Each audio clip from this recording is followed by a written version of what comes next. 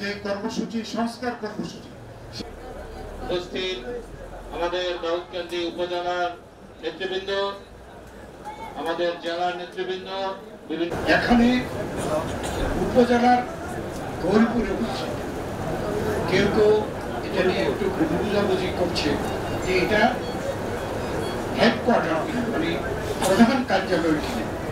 প্রধান কার্যালয় কিন্তু দাউদকান্দিতে নিজস্ব জমিতে। এটা আমাদের প্রধান কার্যালয় বিএনপি এবং অঙ্গ সংগঠন, পৌরসভা এবং উপজেলা একটা আমাদের স্থায়ী একটি অফিস আছে।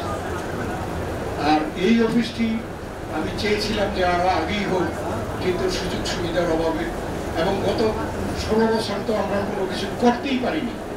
অতএব আজকে এই সকল সব কিছু উপেক্ষা করে এই অফিস আপনারা করেছেন। আমি সিঙ্গাপুর থেকে চিকিৎসা নিয়ে দেশে আসার পরে 2বার এসেছি, কিন্তু সময়ের অভাবে আপনাদের এখানে অফিসটাকে আসতে পারিনি। আজকে প্রথম এসেছি, এসে শুনলাম যে আমার এদিকে উদ্বোধন করা, কিন্তু এটা তো আসলে আগে উদ্বোধন হয়ে আছে। আমি তাদের আপনাদের নেতাদেরকে খুশি করার জন্য আমি ফিতা কাটলাম। ফিতা কাটলেই যে উদ্বোধন হয়ে গেল তা এই অফিস আরো আগেই উদ্বোধন হয়ে গেছে। আপনারা মিটিং করেছেন, এখানে বসেছেন।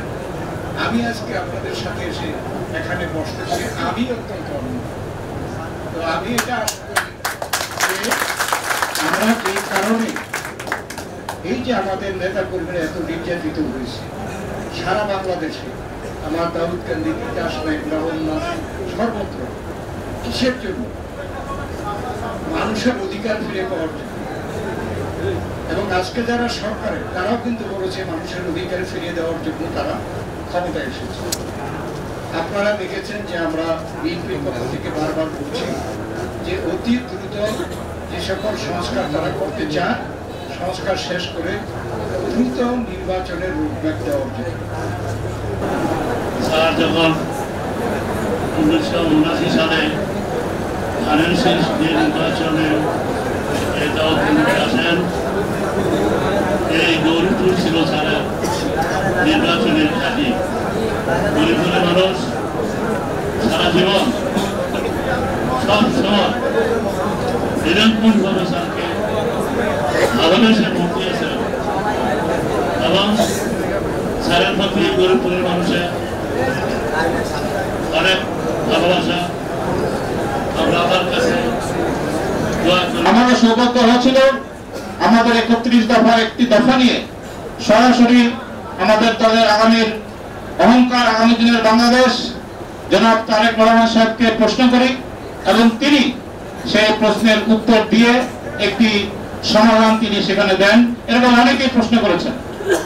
আমরা অত্যন্ত সৌভাগ্যবান, এমন একজন নেতার নেতৃত্বে আমরা রাজনীতি করি, যিনি একেবারে তৃণমূলের নেতাদের সাথে, কর্মীদের সাথে সরাসরি সম্পর্ক, সরাসরি প্রশ্নের উত্তর দেন, জবাব দেন, কথোপকথন করেন, যেটি বিগত সময়ে আমরা সেরকম ভাবে পাই নাই। আমি দেখছি এই অফিস করার পরে, এই অফিস যতদিন হয়েছে, ইনশাল্লাহ আপনারা প্রত্যেকটা লোক, দক্ষিণ এলাকার লোক, এখানে প্রায় 150 লোক বিকাল থেকে প্রায় 9টা পর্যন্ত থাকেন। এরা শুনে আমরা অনেক খুশি। ইনশাল্লাহ আশা করি যদি ডক্টর খন্দকার মারুফ হোসেন সাহেব এবং ডক্টর খন্দকার মোশাররফ হোসেন সাহেব আমাদেরকে অনুমতি দেয়, তাহলে আমরা আপনার গোয়ালমারি বা আপনার ওদিকে এরকম একটা বড় করে আরেকটা অফিস করবো। কারণ ওই সবাই চাপন, বাগানের সামনে তাহলে কি লাগবে, সবাই চাপন, গোয়ালের সাথে চাপন।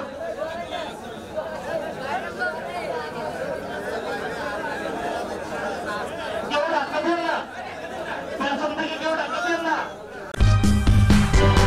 সূচনা community.tv বিনোদনের পাশাপাশি খবর।